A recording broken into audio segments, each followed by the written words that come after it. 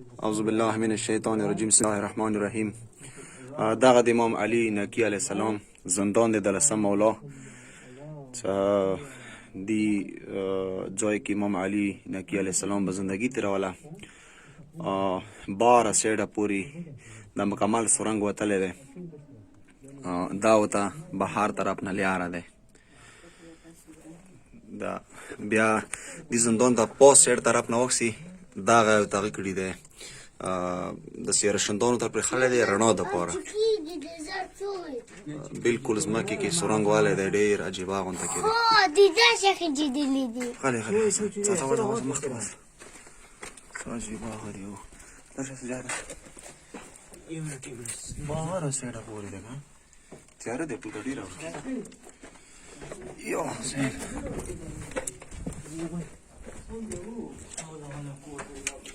دلته بیا ټول مخامخ پوځیان د کوټو کې د کمرو کې دا ودرول دا کس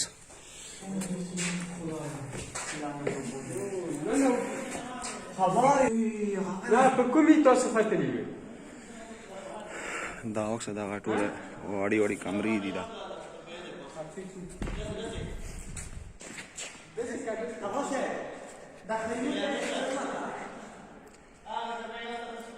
او که دا کومې کمرې دي دغو کې به یو سپیو ته ودرولو لحاظه دغه ډانډ په متعلق یې څه دلته چونکې کوم قیدیانو هغوی ته به سزاوانې ورکولې لحاظه دغه ځای کې به یو پوځي ته ولاړو ځمکه فرار ونه کړي ونه تښتېږي.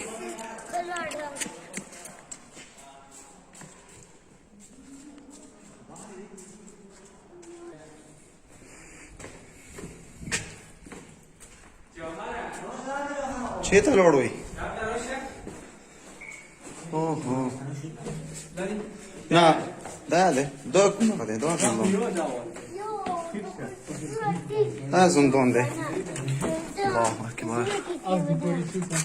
چې مخته څه ورکړي ځای شته عجیبه لاندې ځمکې کې جوړ کړی دی. دومره زیات ظلمونه به کول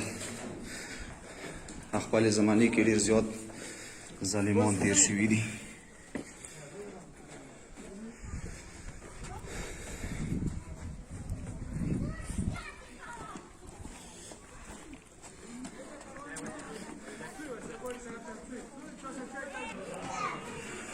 دوستانو تاسو ته زه اوس د امام علی نقی علیه السلام د لسم مولا زندان ښیم چې کوم ځای کې امام علیه السلام زندان کې بندي کړی وي جوار غونته کې کویو دی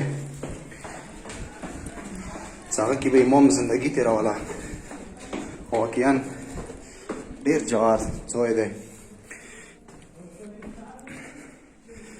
دغه د امام علی نقی علیه السلام د لسم مولا زندان والا ځای دی. دغه ځای کې امام زندګي تېروله دومره جوار زندان کې امام زندګي تېروله واقعا هغې زمانې څومره سختترین سنګدلترین ظالمان وو. خدای د هغوی باندې لعنت وکړي.